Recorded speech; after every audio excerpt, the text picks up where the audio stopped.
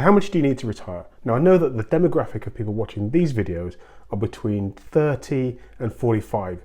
Now maybe you started thinking about retirement, maybe you haven't. But if you haven't, I absolutely encourage you to start thinking about it right now. And in this video, we're going to run through the key steps so you can plan for your retirement and get ready so you can live financially stress-free.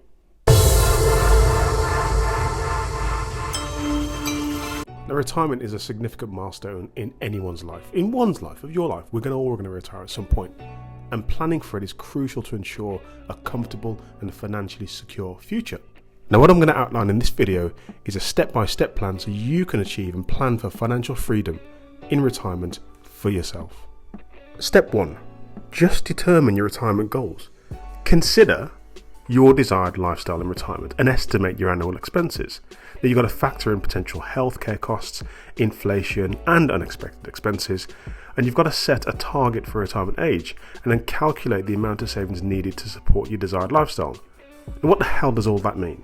Well, if you consider the lifestyle you think you want in retirement, how much does that actually cost? Now, a lot of people say, well, I need millions and millions of dollars to retire.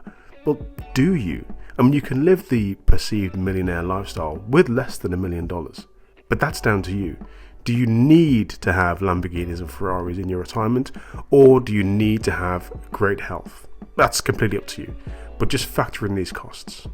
Step 2, maximizing your retirement savings.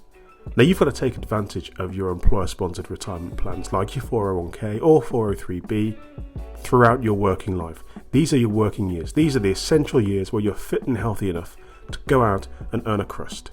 Now, I have done a whole nother video on how you earn income the smart way in another video. Check out my video in the link above called ESBI.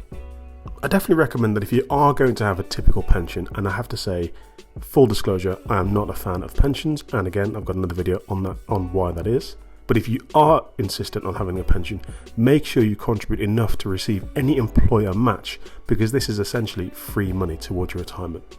Consider opening an IRA or an individual retirement account. This is to supplement your employment-sponsored plan and maximize any annual contributions that you can make into these accounts so you can take full advantage of any tax benefits.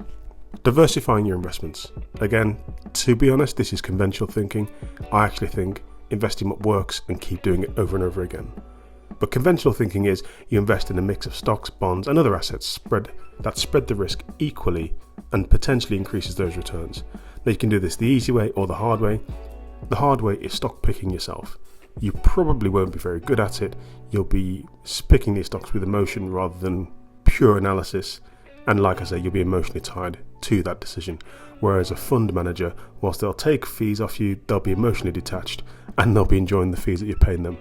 The easiest way to do this is to just bet on an index. Just go and buy the S&P 500, sit there and watch your returns grow. So you can consider low-cost index funds or ETFs, exchange-traded funds, for a broad market exposure. And what you should do with these, you should regularly review and rebalance the portfolio to maintain your desired asset allocation if you're going to go through the conventional route of spreading that risk. Minimizing your taxes. Now, your tax bill is the biggest bill you're going to pay across your whole life. Take advantage of tax-deferred growth in retirement accounts like your 401k and your IRAs. You can consider Roth accounts, which offer tax-free growth and withdrawals in retirement. And generally, if you're not that financially sophisticated, and listen, 99% of people aren't, make sure you consult with a tax professional to optimize your tax strategy and minimize your tax liability. Step 5, plan for your healthcare costs.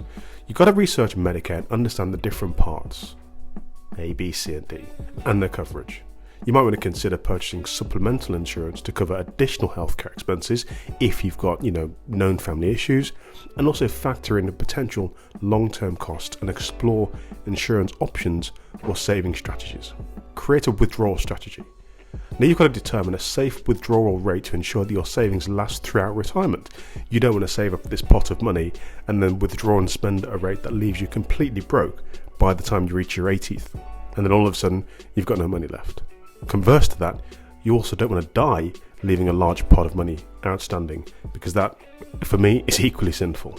You might consider the 4% rule. It's conventional thinking, but it suggests withdrawing a rate of 4% of your initial savings retirement in the first year and then adjusting that percentage withdrawal for inflation in subsequent years.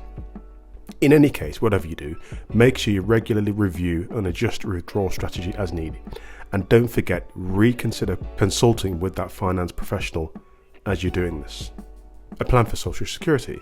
You've got to understand how Social Security benefits are calculated and when to claim them. You don't want to be leaving any money on the table, specifically because you've spent your entire life paying into a system that is there to look after you in retirement, so whilst in retirement, you want to get the most out of the system. It's only fair. Factor in those spousal benefits and survivor benefits when planning for your retirement. Step 8. You've got to regularly review. I've said it before, I'm going to say it again.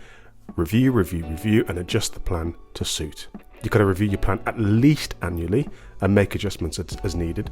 And consider consulting that financial advisor to ensure that your plan aligns with your goals and is on track, specifically around the time of elections. And obviously with this planning, you're going to be prepared to adapt and change your plan as the financial situation changes in the market, or market conditions changes, or even your personal circumstances changes. Now that's a quick canter through 8 quick steps on how you can plan for your retirement. It's never too early to start planning for your retirement, and to be honest with you, it's almost never too late, but the earlier the better. So if you haven't started, get onto it right now, and if you have, brilliant. I hope these steps have been useful to you. You want some more content? Well, don't forget to subscribe to this channel and like this video. Now take a look at the description below before you go. There's loads of links there that you can follow to get some free stuff, and don't forget to follow me on X. Get involved in the conversation.